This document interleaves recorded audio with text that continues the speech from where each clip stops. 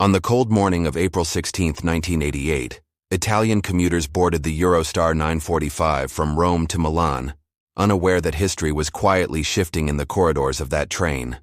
Among the passengers sat Yasir Hadid, a senior PLO commander, traveling under a forged Lebanese passport.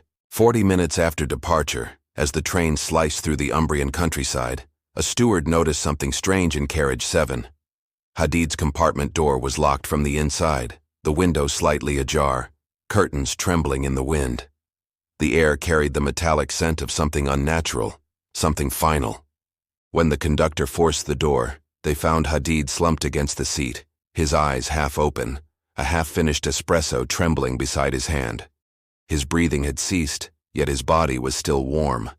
No signs of struggle, no visible wounds, only a faint mark beneath his ear, like a whisper of death. By noon, Italian authorities had sealed the train.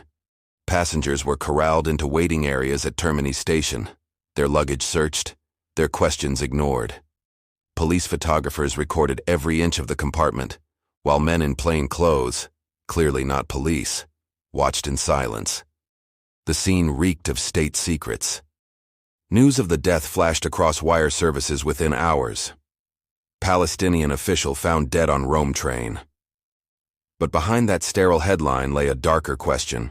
Had Yasir Hadid died of natural causes, or had one of the world's most efficient intelligence services reached into Europe to silence him forever? By the evening of April 16th, word had reached embassies and intelligence stations across Europe. Yasir Hadid was not just another Palestinian operative. He was the architect of covert logistics that had tied European cells to Middle Eastern insurgent networks. His death meant disruption, retaliation, and buried truths. In Tel Aviv, analysts within Mossad's Caesarea division watched the unfolding chaos with clinical detachment. Years of pursuit had ended in silence aboard a moving Italian train. Yet to the outside world, the event seemed mundane. Another man found lifeless under mysterious circumstances. The brilliance of the operation lay in its invisibility. Within hours, fragments of speculation began to emerge. Some believed Hadid had been poisoned with a nerve agent smuggled inside his coffee. Others suggested a microneedle, perhaps concealed within his collar, had delivered a fatal compound that left no trace. None of these theories could be confirmed, but all carried the same fingerprint. Precision. The stakes were monumental. Hadid's communications network linked operatives in Beirut, Athens, and Berlin. Cells that had coordinated kidnappings, assassinations, and weapons shipments. His death might cripple operations, but it also risked igniting revenge strikes across Europe. Governments whispered, journalists speculated, and diplomats denied. The machinery of secrecy turned. Somewhere within that web of deception, the truth flickered like a dying filament. Who had authorized this execution on European soil, and what message was being sent, not just to Hadid's followers, but to every enemy of Israel hiding in plain sight? Who had slipped aboard that train unnoticed, blending among tourists and businessmen, carrying nothing more lethal than a briefcase? Who had watched Yasir Hadid sip his coffee, knowing that within moments his pulse would slow, his secrets extinguished with clinical precision? Was it a lone assassin, trained in the art of vanishing? Or a coordinated Mossad team operating under deep cover aliases, moving through Rome with diplomatic immunity and invisible orders from Tel Aviv? Could such an act unfold without the quiet permission of Italian intelligence? Why now, after years of shadow pursuit? Had Hadid crossed a line, arranged an operation too ambitious, or threatened a fragile peace brokered in hidden rooms? What file, what intercepted message had sealed his fate upon that morning's timetable? And most chilling of all, how many others were marked, their deaths already scheduled like departures, written in invisible ink across the maps of Europe? The silence of Hadid's compartment became an echo, resonating through corridors of power, through embassies, safe houses, and war rooms. Somewhere, in that thin line between law and vengeance, nations made decisions that would never appear in archives. The train moved on.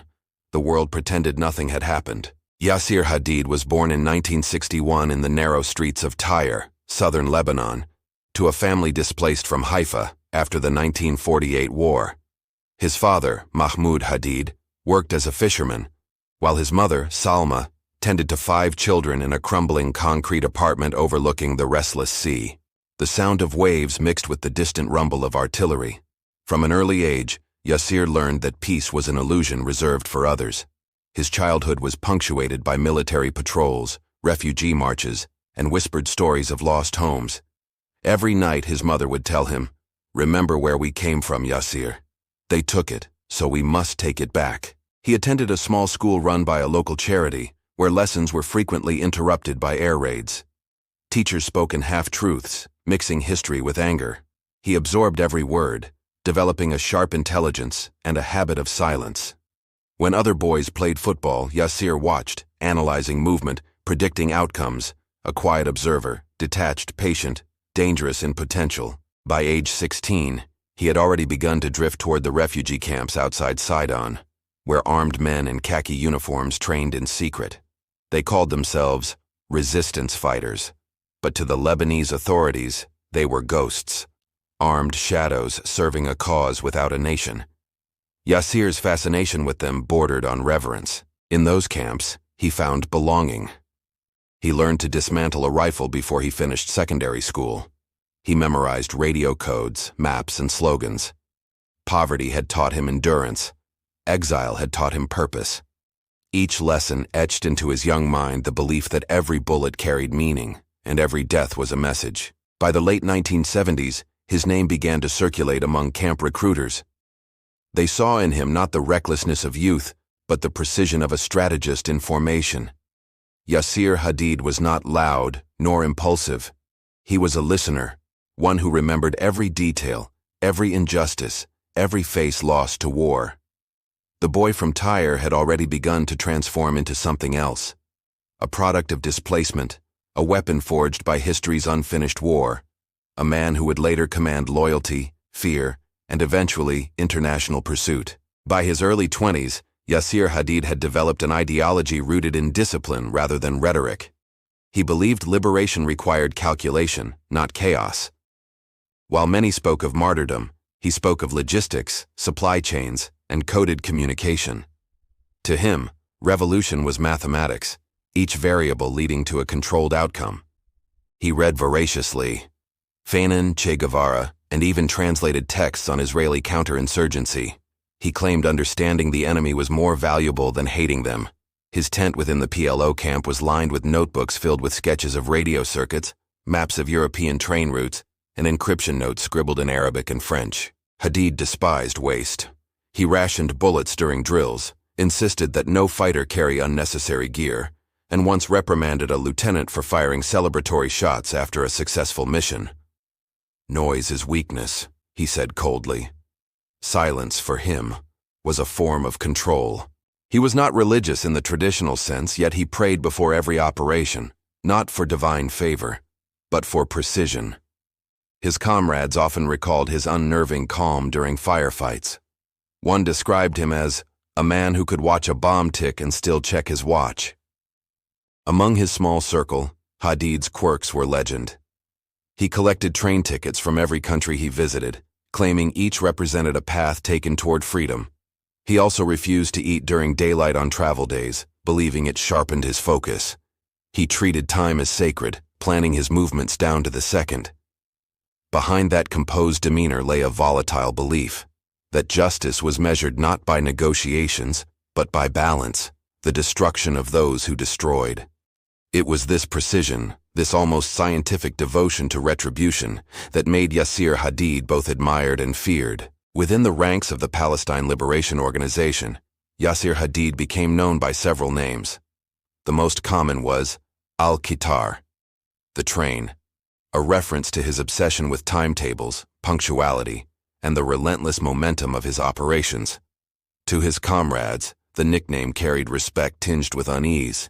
To his enemies, it became a whispered signature preceding catastrophe. Intelligence files from the early 1980s referred to him as the clockmaker. Western analysts used the name to describe his mechanical patience, his ability to construct operations piece by piece until they functioned like intricate timepieces, silent, precise, and deadly. Hadid, when told of this label, reportedly smiled and said, "Even a clock stops twice a day. I do not." In his own mind, Hadid saw himself not as a terrorist, but as an instrument of balance. He believed he existed to correct equations written in blood, to return order where power had created suffering. Mirrors made him uncomfortable. He claimed they showed nothing of consequence. What mattered was the mission, the motion, the schedule. He saw life as a railway line, no deviations, no delays, no backward glance. Every stop had purpose. Every destination ended with silence. By 1979, as the Lebanese civil war deepened, Yasir Hadid transitioned from a camp instructor to a field coordinator within the PLO's Special Operations Unit. He was no longer merely training recruits.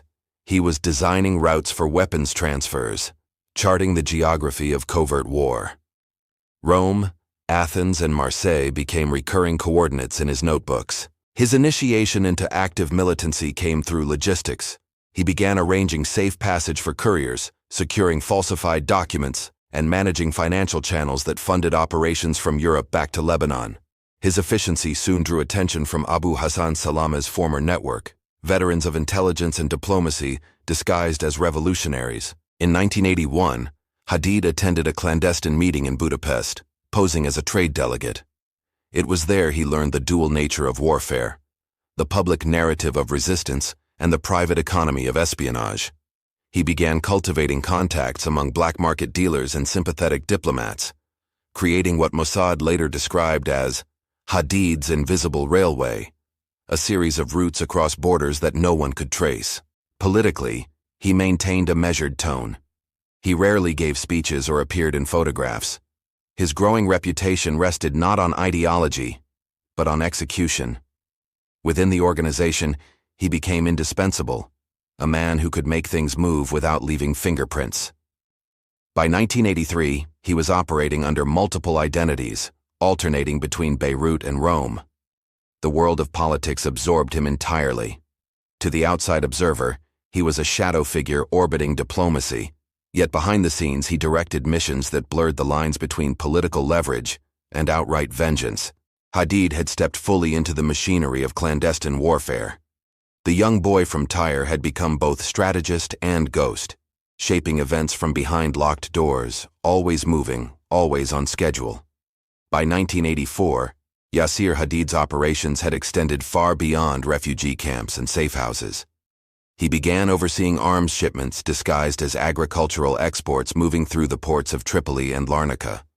The shipments were small, precise, and nearly undetectable, an early demonstration of his obsession with controlled logistics. Italian intelligence first noted his presence in Naples under the alias Yusef Hamdan. He had rented an apartment near the port, where coded radio transmissions were traced to cargo vessels linked with PLO front companies. When authorities raided the premises, they found nothing but maps, unmarked keys, and a single train schedule folded into his passport. Hadid had vanished hours earlier. His first arrest came in Athens, 1985, following a failed weapons exchange with a Libyan intermediary. Greek security agents detained him on suspicion of smuggling and forgery. He spent 9 months in detention, refusing to speak a word beyond confirming his assumed name. Without evidence, he was released and disappeared immediately. Within weeks, intelligence agencies across Europe reported renewed PLO activity, Hadid's quiet revenge. The failed prosecution only elevated his reputation. Among his peers, it confirmed his invincibility. Among his pursuers, it marked the beginning of an obsession. Mossad analysts started to profile him not as a mere operative, but as a network architect. His precision in evasion, his lack of emotional pattern, and his apparent ability to anticipate surveillance rendered him an enigma. Every arrest record that bore his aliases seemed to vanish within months. His trail, though faint, stretched from Malta to Munich, each city another stop on the timetable of a man who believed borders were illusions. The crimes were small, but each was rehearsal, a test of systems, of timing, of endurance. In 1986, Yasir Hadid was detained again, this time in Beirut, during a security sweep by rival militias. Rumors later suggested he had been held in an underground facility controlled by the Amal movement, interrogated for suspected collaboration with foreign agents. For nearly 6 weeks, he disappeared completely. When he resurfaced, witnesses described a transformed man, His posture was more rigid, his voice quieter, and his eyes carried a new stillness that unnerved even his comrades. He never spoke of those weeks, but small gestures, flinching at sudden light, avoiding confined spaces, revealed an unspoken trauma. PLO insiders later claimed he had been tortured with electric probes and sleep deprivation, accused of transmitting coded messages to an unidentified European contact. No verifiable evidence ever emerged, yet the experience hardened his belief that information was both weapon and liability. From that point onward, Hadid refused to write or record anything. Every plan existed only in his mind. He trusted no one entirely, destroyed all correspondence, and communicated exclusively through prearranged visual signals. Whatever truth lay within those Beirut cells, it reshaped him into something colder, quieter, and infinitely more dangerous. A man convinced survival depended on eliminating every variable, including trust itself. By 1987, Yasir Hadid had become disillusioned with the fragmented command structure of the PLO. Bureaucracy and infighting frustrated him, especially after failed operations he believed were compromised by internal leaks. Out of that frustration emerged a secret cell known as Al-Raqeb, the Passenger, a faction loyal only to Hadid and governed by absolute discipline. Al-Raqeb operated as both courier network and intelligence conduit. Members were trained to travel inconspicuously across Europe, carrying microfilms, false passports, and coded manifests. The group's first headquarters was a rented villa outside Catania, Sicily, chosen for its proximity to maritime routes and sparse surveillance. Hadid oversaw every operational detail, even designing the group's communication cipher himself, an intricate system based on train departure codes. Western intelligence first noticed Al-Raqeb when a shipment of Yugoslav explosives surfaced in Antwerp, traced to a Lebanese importer who vanished days before questioning. Intercepted communications hinted at a mysterious figure referred to only as the Passenger. Italian counterintelligence later concluded that this codename referred to Hadid, though confirmation came too late. His growing independence drew suspicion within PLO leadership, who viewed his covert European expansion as dangerously autonomous. Yet Hadid justified his actions as pragmatic resistance, arguing that politics had dulled the movement's edge. He sought precision, not approval. By 1988, Al-Raqeb had infiltrated multiple European cities, establishing safe houses disguised as import firms and charity offices. Each outpost was linked by one common thread: Hadid's obsession with travel routes. Trains, ferries, and border checkpoints became both camouflage and operational framework. Through Al-Raqeb, Yasir Hadid evolved from field operative to clandestine strategist. He was no longer serving the revolution, he was engineering it, one timetable at a time. Between 1988 and 1990, Yasir Hadid's network transformed from courier chain to covert strike apparatus. What began as logistics soon evolved into targeted operations designed to disrupt Israeli and Western assets across Europe. Trains, ports, and border crossings became his preferred theaters, places of movement, anonymity, and vanishing exits. Under Hadid's coordination, Al-Raqeb organized a series of arms smuggling routes from the Balkans into southern Italy. Shipments disguised as machinery were distributed through front companies registered under neutral identities. Profits financed kidnappings of intelligence informants and political defectors, executed swiftly, with no ransom demands, no public statements, only silence. The first confirmed killing occurred in Athens, 1989, when Faris al-Mahdi, a former PLO quartermaster suspected of collaboration with Mossad, was found shot in his car outside the Hilton. Greek investigators described the execution as surgical: 2 bullets to the heart, no witnesses, no evidence. Surveillance footage later revealed a man resembling Hadid boarding a train to Patras hours later. By 1990, European security agencies classified Hadid's network as a transnational terrorist organization. Yet internally, Al-Raqeb operated like a disciplined intelligence service. Members used codebooks, compartmentalized cells, and rotating identities. Hadid instructed them to move like cargo, unseen, untouchable, untraceable. His methods blurred the boundary between guerrilla warfare and espionage. Each operation served dual purposes: revenge and experimentation. Every mission refined his understanding of European surveillance patterns, border protocols, and response times. The killings drew Mossad's attention more sharply than ever. Within Israel's intelligence corridors, Yasir Hadid's name began appearing on internal target rosters, a man whose timing, precision, and invisibility mirrored their own. The pattern of Yasir Hadid's operations became traceable only in retrospect. Between 1990 and 1993, a string of coordinated incidents spread across Italy, Greece, and France revealed his methodical evolution from insurgent to master tactician. Each act was timed, rehearsed, and layered with deception. On February 4, 1990, a Mossad informant known as Eitan M. disappeared from a hotel in Florence. Security cameras captured him entering an elevator with a man wearing a courier's uniform, later identified as a forged employee of a freight company linked to Hadid's shell businesses. The body was never found. 2 months later, April 1990, a shipment of electronics bound for Tel Aviv exploded aboard a freight vessel off Bari's coast. Investigators traced the origin to a warehouse registered under a Maltese firm. The handwriting on customs documents matched a known Hadid alias, Nabil Qasim. The explosion was disguised as an accident. In 1991, an Israeli cultural attaché in Paris survived a car bombing. French intelligence intercepted a coded message referencing train delays, later deciphered as a signal to abort the operation. It suggested Hadid's command even over distance. His team moved when he moved. By 1992, Al-Raqab established operational stations along key European train routes, including Rome-Milan, Vienna-Zurich, and Athens-Thessaloniki. Couriers carried instructions sewn into ticket linings. Surveillance footage from multiple stations captured the same figure, a tall man with a dark coat, always checking his watch, boarding alone. On May 11, 1993, Italian police raided an apartment in Naples, uncovering forged documents, chemical vials, and maps of train networks across Western Europe. The tenant had left minutes earlier. On the table lay a note written in Arabic. The schedule remains intact. For Mossad, this message was not defiance, it was a signature.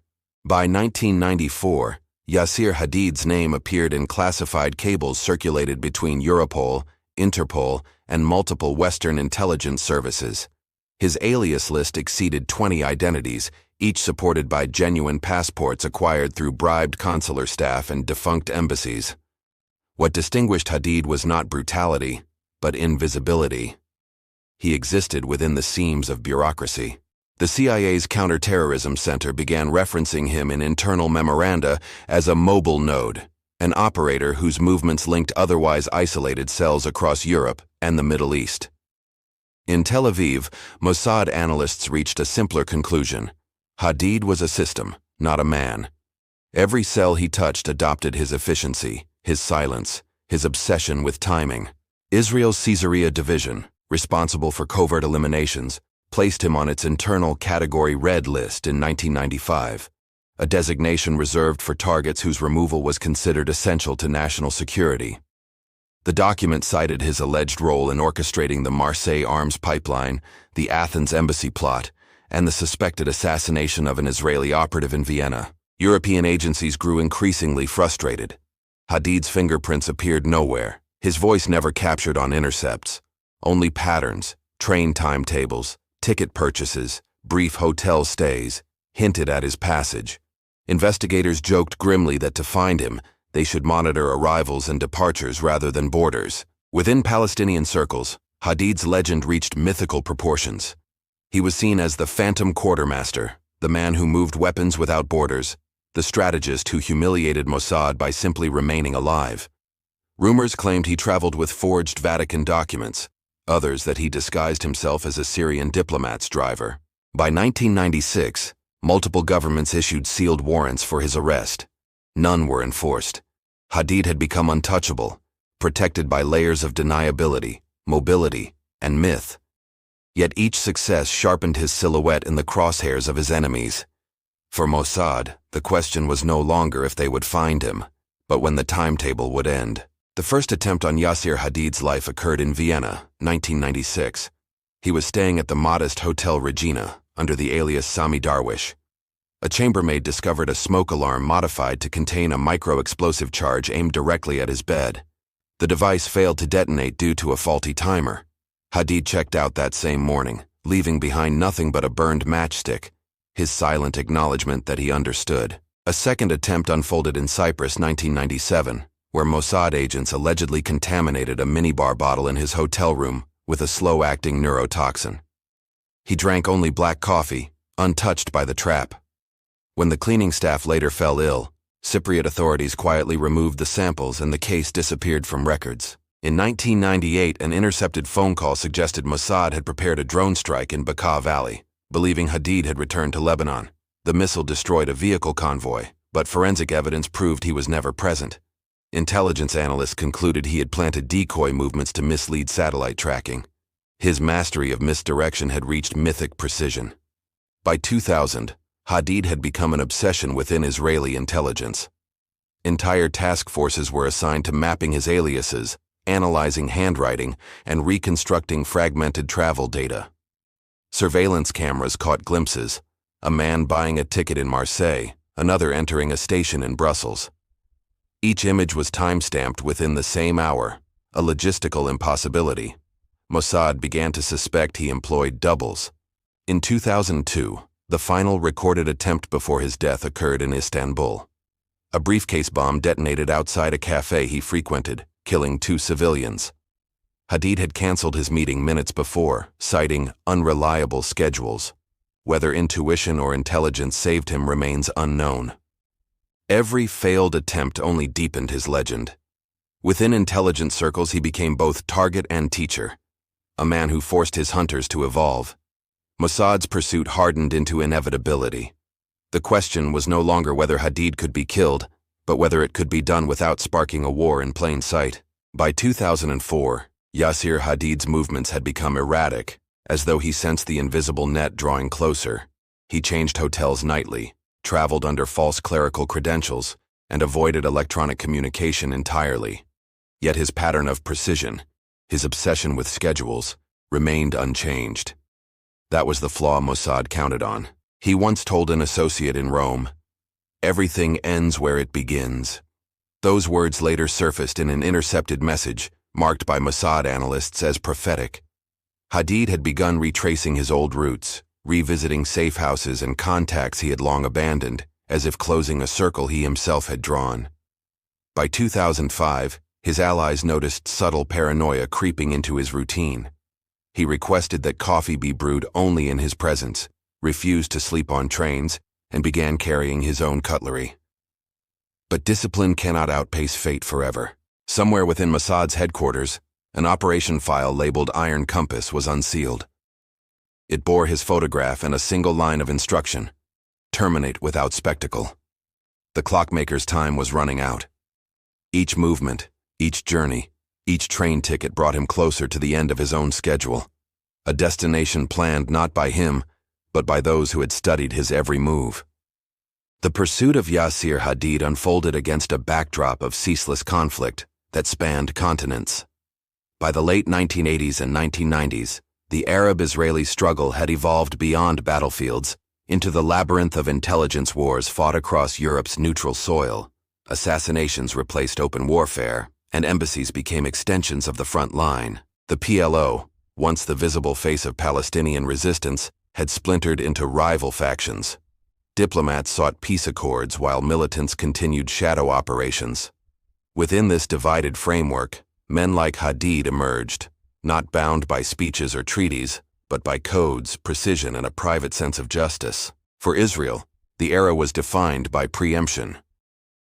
Operation Wrath of God, launched decades earlier to avenge Munich, had institutionalized targeted killings as national policy.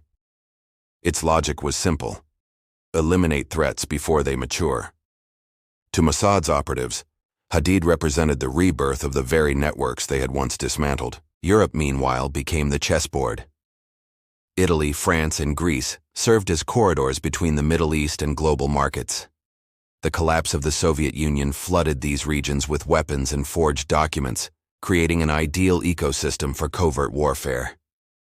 Diplomats discussed peace, but trains and ships carried cargo far darker than rhetoric. Amid shifting alliances, the Palestinian cause found new patrons. Iran's influence deepened, Libya financed clandestine arms routes, and Syrian intelligence offered sanctuary to operatives out of convenience rather than loyalty. The result was a fluid landscape of cooperation and betrayal, where ideology blurred with business. Yasir Hadid was both a product and a manipulator of this world. His mastery of European infrastructure made him indispensable to factions that wished to fight unseen. Yet that same mastery made him intolerable to Israel, whose agents watched the resurgence of old enemies with growing urgency. In the mid-1990s, Europe found itself uncomfortably wedged between competing narratives. Officially, governments condemned terrorism in all forms. Unofficially, intelligence agencies tolerated limited operations on their soil, provided the violence stayed discreet. Italy, France, and Greece became silent spectators, balancing diplomacy with denial. Their ports and railways turned into arteries of espionage, flowing unnoticed beneath the surface of commerce. Italy maintained a fragile neutrality. Its security services, especially SISMI, possessed fragments of knowledge about PLO movements, but avoided confrontation. The Vatican's diplomatic posture complicated matters further. Many Palestinian operatives used religious credentials as shields. To expose them risked offending allies in the Arab world. Hence, men like Yasir Hadid traveled quietly under papal letters that no border guard dared to question. France, historically sympathetic to Palestinian aspirations, provided a complex haven. While Paris condemned militant violence, French intelligence often leveraged Palestinian contacts for information on regional power shifts. Some analysts suggested that elements within French security circles viewed Hadid as a necessary counterweight to uncontrollable extremists. Whether by design or negligence, he operated in France with startling ease. Greece stood at the crossroads of ideology and geography. Its ports linked east and west. Its sympathies leaned toward Arab nationalism. Greek authorities maintained cordial relations with the PLO, while simultaneously exchanging information with the CIA and Mossad. The result was ambiguity, a fertile ground where operatives like Hadid thrived. Beyond Europe, Libya and Syria supplied funds and sanctuary, while Iran offered logistical training under its Revolutionary Guard networks. These states denied direct involvement yet celebrated each Israeli setback as symbolic victory. Israel, for its part, remained uncompromising. Successive governments viewed Hadid as more than a militant. He embodied the persistence of an idea that refused extinction. For Tel Aviv, neutrality equaled complicity. Therefore, when the order came to hunt him, political permission was secondary. Mossad acted on principle, elimination as deterrence, silence as strategy. Yasir Hadid mattered because he represented the evolution of militancy into intelligence. Unlike the firebrand commanders of the 1970s, Hadid abandoned rhetoric for algorithms of logistics. He built bridges between ideology and infrastructure, proving that the battlefield had shifted from trenches to terminals, from explosives to timing. His network, Al-Raqeb, served as the connective tissue between scattered Palestinian cells and sympathetic European intermediaries. He could move arms across 3 borders in one night, communicate entire plans without words, and disappear before sunrise. Mossad's analysts regarded him as the prototype of a new adversary, the bureaucrat terrorist, one who weaponized precision rather than passion. For the PLO, Hadid was both asset and liability. His operations provided resources that kept its fragmented branches functional, yet his independence undermined its leadership. He refused to appear in photographs, avoided political councils, and rejected offers to serve as liaison to foreign governments. His power came from obscurity, not authority. Within the movement, some whispered that Hadid had surpassed politics entirely. He was a system of survival unto himself. To Western intelligence, his importance lay in what he symbolized: the decentralization of warfare. Hadid's methods foreshadowed the 21st century's hybrid conflicts, where state and non-state actors blend indistinguishably. His operations proved that ideology could operate within the architecture of globalization, using trade routes, communication networks, and bureaucracy itself as camouflage. To Israel, he was unfinished business. Men like him kept the trauma of Munich alive, reminding the nation that every victory was temporary. His death, therefore, became a necessity, not only for security, but for symbolism. Eliminating Hadid was intended to signal that precision could still be met with precision, that silence could still be answered by silence. Hadid's legacy transcended his survival.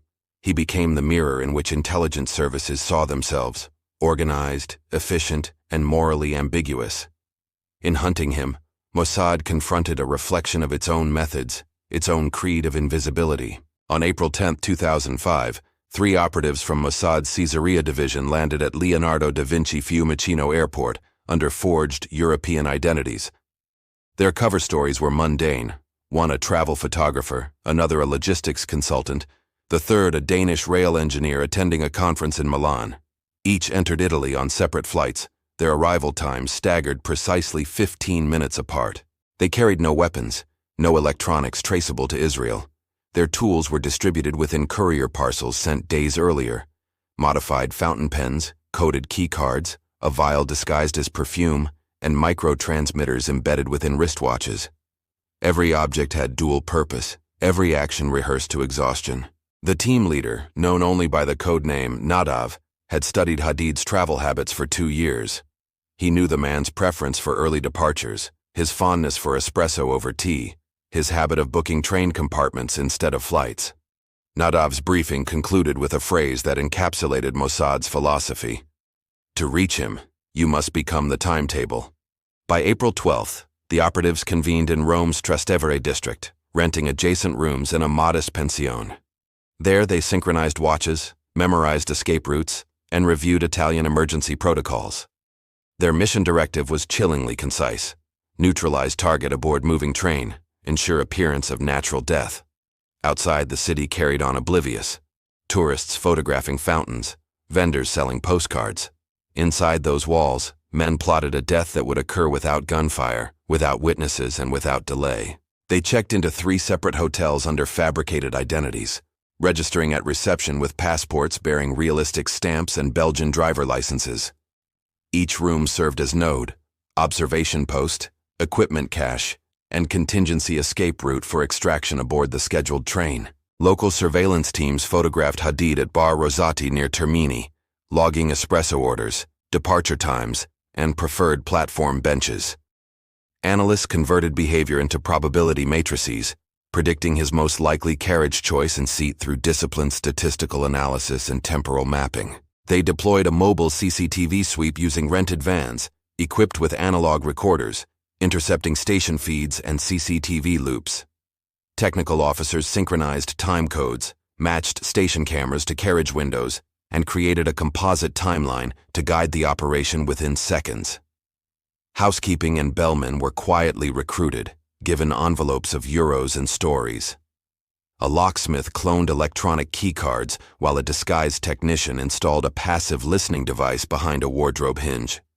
Every personnel contact was logged and compartmentalized for operational deniability. They monitored ticket offices, intercepting paper tickets before validation. Couriers rehearsed seat swaps. Mock travelers tested carriage boarding procedures.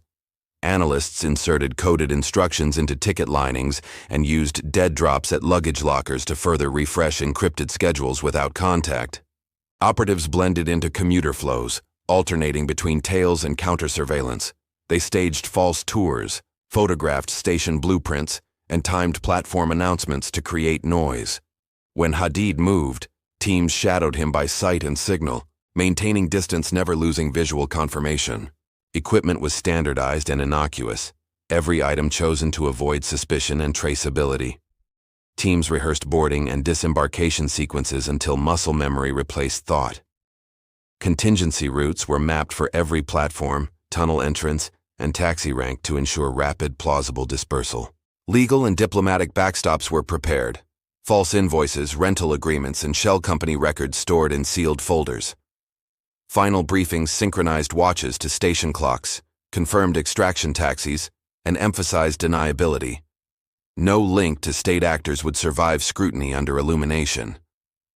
At dawn on April 16th, the city stirred while operatives moved through cafes and alleys with practiced anonymity, their watches synchronized to station clocks, their nerves taut, knowing that timing would decide life or death aboard the Rome-bound train.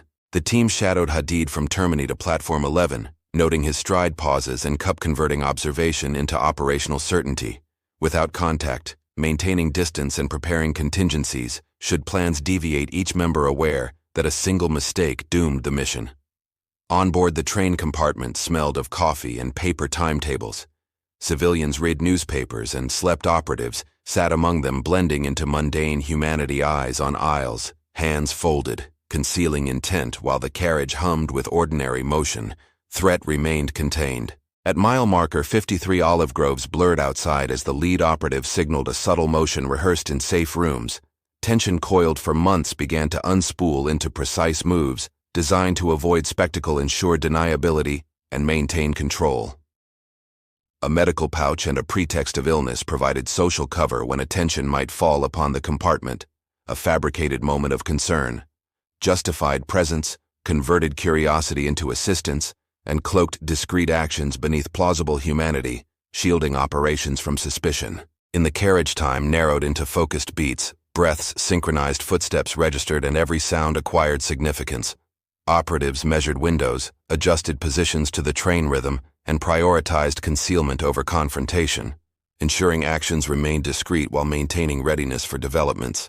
The pivotal instant was silent and precise, engineered to resemble ordinary tragedy. A man slumped, coffee untouched, eyes glassy, and passengers reacted with concern as procedural responses unfolded, as rehearsed, prompting compartment security and a rapid call for medical attention. As the train reached Termini Italian, officers enacted routine medical protocol, prearranged by innocuous intelligence, enabling removal of the body and classification as sudden death. This facilitated swift scene control while minimizing public attention and diplomatic alarm in unfolding investigations. Across interagency channels, Mossad monitored fallout, analysts parsed reports and fragmented feeds, while in Tel Aviv, officers absorbed updates, weighed political risks and diplomatic pressures, and prepared calibrated responses, anticipating inquiries that would probe jurisdiction sovereignty and clandestine action consequences. The operation closed like a folded map. No public claim emerged its success, measured by elimination and plausible deniability. While for observers, the death became a cipher in relations, a reminder of gray zones where statecraft secrecy and violence intersect. Operatives relied on tradecraft tools that evaded casual detection. Modified fountain pens containing micro-instruments, innocuous perfume vials concealing discrete payloads, and wristwatches embedding one-way transmitters, synchronized to station clocks for split-second coordination across moving trains under strict operational secrecy protocols. Lock manipulation was nonviolent. Master keys and cloned electronic cards allowed access without forced entry, while dummy maintenance crews created plausible reasons for presence. Such techniques aimed to preserve the scene's ordinary appearance and minimize forensic indicators, preserving deniability afterwards. Medical misdirection played a central role. Operatives trained as minimal response medics staged concern while administering substances designed to mimic cardiac failure. The objective remained plausible death without overt weapon signatures, ensuring rapid classification as natural causes by responders on scene. Electronics were deliberately low-tech to avoid digital trails. Analog recorders, timed mechanical devices, and suppressors replaced remote networks. Teams avoided cell phones, preferring hand signals and paper codes.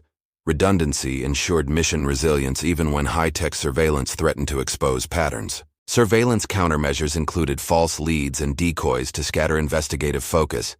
Pre-planned ticket swaps, mirrored itineraries, and rented vehicles created plausible misdirection. Psychological operations exploited bureaucratic assumptions, trusting paperwork and stamped visas over inconvenient physical evidence, slowing formal inquiry processes. Tradecraft extended into bureaucratic forgery, shell company invoices, rental contracts, and convincing consular stamps established cover histories. These artifacts were never linked overtly to operatives, yet served as insurance against local probes, buying hours and confusion critical to extraction timelines. Human intelligence remained paramount. Recruited hotel staff provided access, while sympathetic diplomats offered paperwork and safe passage. Agents cultivated mundane relationships, baristas, clerks, mechanics, whose small favors aggregated into operational capability. transforming ordinary infrastructure into an invisible apparatus of state action elsewhere. After the operation, anti-forensic measures ensured minimal traces, wiped surfaces, disposed instruments in waterlogged containers, and circulated conflicting witness statements through planted calls. The goal was simple: leave a natural explanation, deny attribution, and make truth a contested commodity between nations. The train passed through a tunnel and lights flickered, masking a minute when a conductor nearly opened Hadid's compartment. An operative's hand tightened on a wristwatch, signal withheld. The moment stretched, breath held, tension became a physical entity among passengers. A suspicious porter lingered beside the carriage, eyeing faces with practiced boredom. Nadav diverted his gaze, feigned reading, and calculated escape vectors. Each heartbeat translated to coordinates. Every shuffle could trigger detection. Their rehearsal absorbed improvisation, turning fear into method. At a provincial stop, border police boarded and asked routine questions. An operative produced forged papers and smiled with studied composure. The officer accepted the story, eyes lingering on passports. Suspicion flickered and died. The team exhaled. They felt unsafe. A child left a toy on the floor, and an agent knelt to retrieve it, exposing a small wound disguised as insect bite. A stranger's gaze sharpened, then softened. Each micro-interaction demanded performance. The line between acting and authenticity blurred. When the medical team arrived, their presence threatened exposure, forcing operatives to improvise. A fabricated history of heart disease was whispered into official notes, signatures smudged and timed. The deception was surgical. Truth was buried beneath protocol, paper, silence forever. In the final minutes before dawn, the train surged through Lazio's rolling fields. Hadid stirred his espresso, unaware that destiny was already dissolving in the cup. Opposite him sat Nadav, reading a newspaper, his reflection calm, his pulse immovable as stone. The execution unfolded within silence. A brief contact, hand-brushing cup, movement rehearsed countless times, transferred a microscopic compound, absorbed subdermally through skin contact. Hadid blinked, confused, then exhaled slowly, his heartbeat faltering like a metronome winding down its final rhythm. His fingers trembled, eyes half-lidded. The coffee rippled once, unspilled. No struggle. No sound. He leaned back as though overcome by fatigue, head resting against the window pane, breath vanishing like vapor. The train continued its indifferent journey northward, rhythmic and unstoppable. Minutes later, operatives executed withdrawal protocol. The pen device, vial, and coded watch were discarded separately across compartments. Every trace of presence erased itself with the precision of its creation. When attendants arrived, only a man asleep, or so it seemed, remained. By arrival at Termini Station, Yasir Hadid was declared deceased from apparent cardiac arrest. No witness recalled violence, no forensic anomaly stood out. The perfect equilibrium of science and subterfuge had written its conclusion in quiet perfection. When the Eurostar 945 rolled into Rome's Termini Station, dawn light pooled across steel rails. Attendants moved routinely through compartments until one stopped outside Carriage 7. The air inside was still, unnaturally heavy, a silence too deliberate to be coincidence. Yasir Hadid sat motionless, his face angled toward the window, eyes half open in a frozen, contemplative stare. The untouched coffee rested beside his hand, its surface calm. At first, attendants assumed exhaustion. Only after calling his name did realization crystallize. Emergency responders boarded minutes later. Their voices, hushed yet practiced, filled the narrow corridor. No pulse. Pupils dilated. Rigor not yet set. To them it appeared simple. A sudden collapse, a natural ending during travel. Another life concluded mid-journey. Passengers whispered as uniformed police sealed the compartment. Cameras flashed, reporters gathered, and plainclothes officers appeared with unnatural haste, their presence betraying foreknowledge.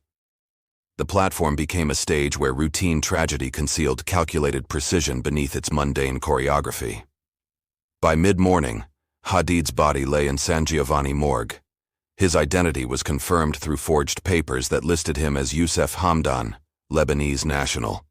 Only one man in Italian intelligence recognized the face and understood the storm that was about to begin. At San Giovanni Morgue, the autopsy of Yasir Hadid commenced under sterile lights. Pathologist Dr. Enrico Valdini noted the absence of wounds, bruises, or punctures. To untrained eyes, it was a peaceful death. No violence, no struggle, only immaculate stillness frozen in repose. Internal examination revealed moderate cardiac stress inconsistent with age, but lacking anatomical cause. Toxicology screens initially returned negative, puzzling investigators. Blood viscosity appeared slightly altered, as though oxygen transport had been interrupted chemically rather than organically. Valdini ordered advanced spectrographic analysis beyond routine forensic scope. Under magnification, traces of crystalline residue were discovered near the carotid area, microscopic, odorless, and resistant to standard reagents. The compound defied identification within Italian laboratories. Foreign specialists were discreetly consulted, their findings sealed under diplomatic confidentiality. Officially, results remained inconclusive. Meanwhile, uniformed officials drafted preliminary reports citing sudden cardiac failure, likely induced by fatigue and travel stress. The morgue registered the death as natural, and files were archived under false identity. Yet among intelligence officers, unease grew that science had brushed against deliberate design.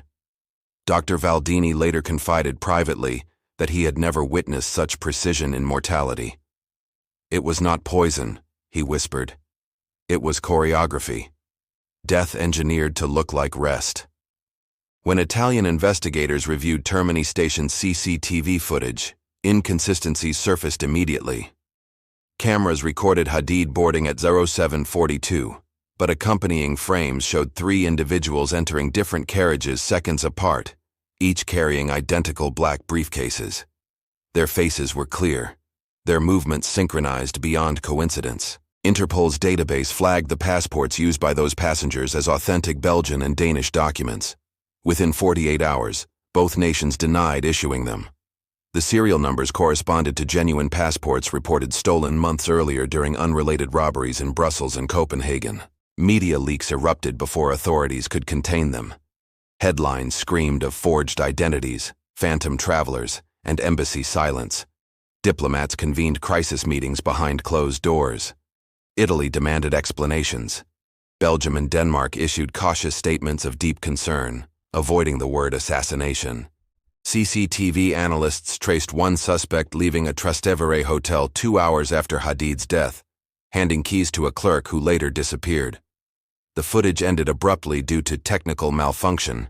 The timing was suspiciously convenient, the malfunction never formally explained. Parallel inquiries found that hotel registration forms, vehicle rentals, and travel permits had all been paid through shell corporations registered in Luxembourg. Companies dissolved within days of the incident. The bureaucratic trail evaporated as efficiently as the operatives themselves. When Italian counterintelligence requested cooperation from Israeli diplomats, replies arrived in the language of protocol: polite denial, no comment, assurances of friendship. Behind those doors, Tel Aviv remained silent, letting confusion breed fatigue among investigators. Silence itself became strategy. International newspapers speculated on Mossad's involvement, citing historical precedents from Lillehammer to Dubai. Officials dismissed comparisons, yet patterns whispered louder than statements. Precision, falsified passports, absence of fingerprints, the hallmarks of state-level execution returned unmistakably. Within weeks, files were sealed under national security classification. The truth, fragile and corrosive, was quietly archived. Another incident folded into history's unmarked dossier of necessary secrets. The scandal rippled across diplomatic corridors with chilling efficiency. Italian ministers demanded accountability while avoiding direct accusation. Publicly, officials spoke of unidentified intelligence activity. Privately, they knew the culprits. What no one wanted was confrontation. Israel remained both ally and ghost in Europe's counter-terror architecture. Within 48 hours, Palestinian representatives in Rome denounced the killing as a political execution, claiming Hadid had been negotiating arms reductions within Europe. Their outrage was genuine, yet laced with fear. They too knew his secret life defied public defense. Tel Aviv neither confirmed nor denied involvement. A spokesperson simply remarked, "Israel pursues no one who does not pursue Israel." The phrase echoed through news cycles, parsed by analysts as veiled confirmation. In Mossad's headquarters, that single sentence was considered triumph. Belgium and Denmark, embarrassed by the forged passports, quietly recalled senior embassy staff. Both countries opened internal investigations that concluded nothing definitive. Each preferred silence over diplomatic fracture. The message was clear. Intelligence alliances outweighed outrage. In Washington, CIA cables labeled the operation flawless, noting Italy's swift containment of evidence. American officials admired the precision while lamenting the precedent, state-sanctioned execution in the heart of the European Union. Publicly, they maintained distance. Privately, admiration prevailed. The European Parliament debated resolutions condemning extrajudicial killings, but achieved only symbolic votes. Political blocs fractured along lines of loyalty, ideology, and strategic dependence. For every voice demanding justice, another invoked security, deterrence, and unspoken debts owed in counterterrorism cooperation. Hadid's death provoked minor protests in Beirut and Gaza, but even outrage faded quickly. To many, he had been myth, not man. Without proof, grief transformed into folklore, a martyrdom too shadowed for banners or slogans. By summer's end, the investigation collapsed under insufficient evidence. Documents were sealed, witnesses relocated, and whispers resumed their circular rhythm. Officially, the case was closed. Unofficially, everyone understood it never truly would be. Within every intelligence service lies an unseen bureaucracy, a machine that hums beneath politics, indifferent to morality, guided only by procedure. It files the names of the living and classifies the dead under identical headings, mission complete. The Mossad's administrative corridors reflected this sterile precision. Fluorescent lights glowed above steel cabinets, where every operation reduced to coded entries: expenditure, assets deployed, outcome satisfactory. Nowhere appeared words like guilt, consequence, or conscience, only statistics. Each approval traveled upward through invisible hierarchies, signatures of men who would never touch a weapon. Bureaucrats of silence who transformed lethal intentions into paperwork, ensuring legality through distance. The true power was administrative, not operational. These departments never sleep. They audit deaths, analyze expenditure, and measure efficiency in percentages. When mistakes occur, new files absorb them. Failure is temporary, memory is eternal, preserved on microfilm and sealed within diplomatic pouches. Such systems grow beyond nations. They interlock through treaties, covert agreements, and whispered understandings. Together, they form a phantom bureaucracy transcending borders, a parliament of shadows that governs without elections and acts without acknowledgement. Inside this structure, individuals disappear into function. Nadav, Hadid, ministers, and medics all become line items within secret budgets, erased by classification. The bureaucracy outlives its agents, consuming both target and assassin with equal indifference. It is history's coldest institution, built on necessity and maintained by denial. The paper moves, the world forgets, and the machinery continues turning. They are the anonymous artisans of controlled violence, operatives drawn from scattered divisions, united by silence. Each belongs to a myth whispered only in training rooms, that the perfect mission leaves no hero, no witness, no evidence, only equilibrium. Within Caesarea Division, they are known by code names rather than ranks: Rider, Falcon, Spectre. Every agent studied deception until it became instinct, learned patience until it resembled faith. Their creed forbade recognition. Survival depended upon vanishing before gratitude could find them. Across the Mediterranean, other agencies mirrored them: British SIS, American Special Activities Division, French DGSE Action Branch. Rivals and allies, they occasionally intersected, exchanging methods like merchants of precision. Each organization nurtured its own legends and ghosts of unfinished missions. In whispered halls, Dossiers describe them as professionals of invisibility, men and women trained to erase their presence as thoroughly as they erase their targets. Their victories are uncelebrated, their failures denied, their existence dissolved beneath routine diplomatic silence. These invisible legions serve not nations but momentum, the endless forward motion of states seeking advantage. Empires fade, bureaucracies persist, and in that persistence, the operatives find meaning, reduced to instruments of necessity beneath an indifferent sky. There are stories whispered within secure rooms, never written, never verified. They circulate like urban legends among operatives, ghost tales of precision, betrayal, and bureaucratic vengeance spanning decades of covert wars fought in silence across neutral cities. One tells of Oslo, 1973, when agents mistook an innocent man for a terrorist, executing him beneath frozen streetlights.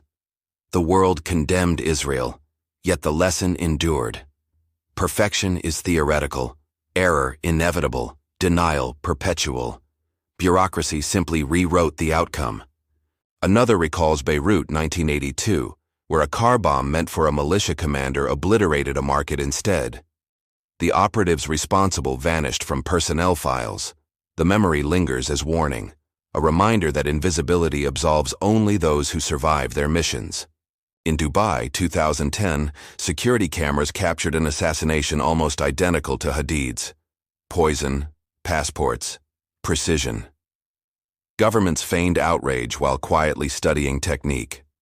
The cycle repeated itself, proving espionage possesses no moral gravity, only procedural repetition disguised as evolution.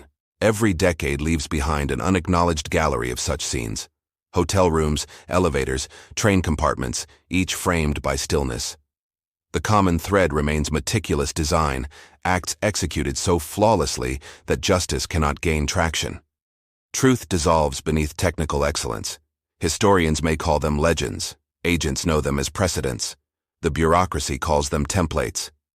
The world, meanwhile, moves forward, unchanged, unknowing, complicit. The past never ends. It only replays quietly.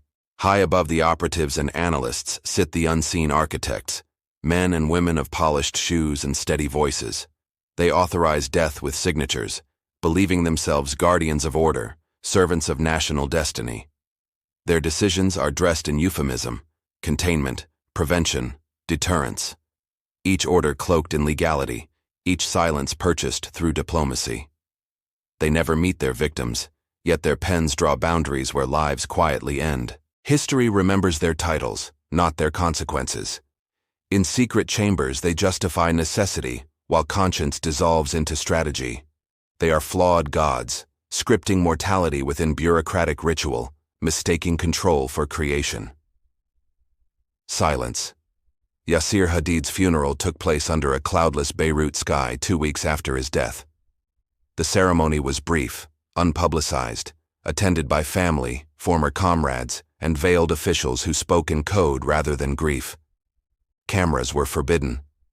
Silence served as eulogy. His coffin, draped in a plain Palestinian flag, was carried through narrow streets by men whose names would never appear in records. Women wailed softly behind shuttered windows.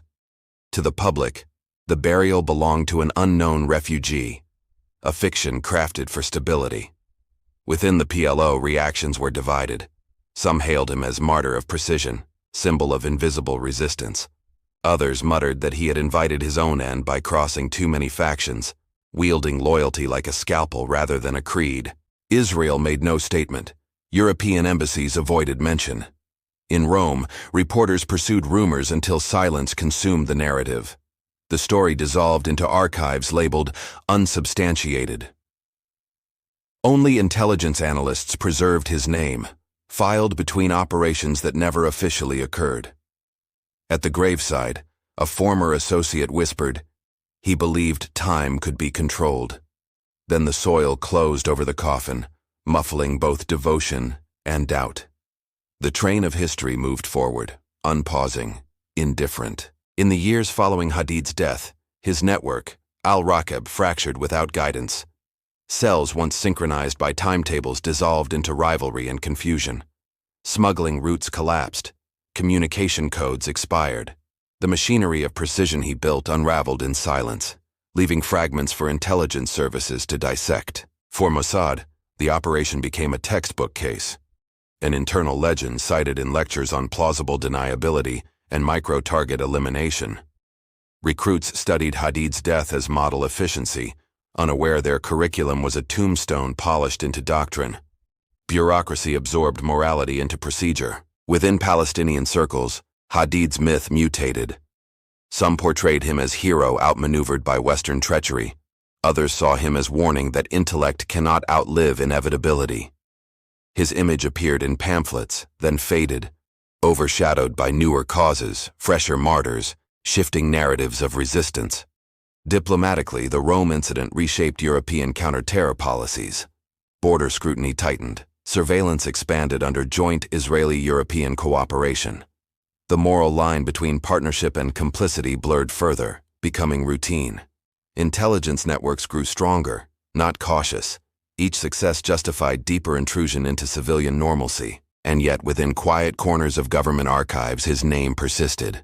A case study without closure. The lesson repeated itself endlessly. Precision breeds repetition, and the ghosts of efficiency never rest.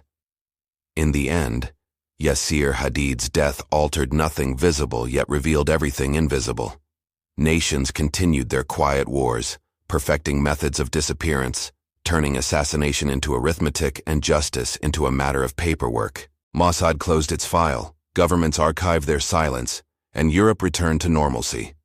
The train schedules resumed, indifferent to the man who once worshipped their precision. History recorded motion, not memory. Somewhere, in an office lit by fluorescent indifference, a new name was stamped onto a fresh dossier. The timetable always restarts. The destination remains the same. Silence disguised as order. Always.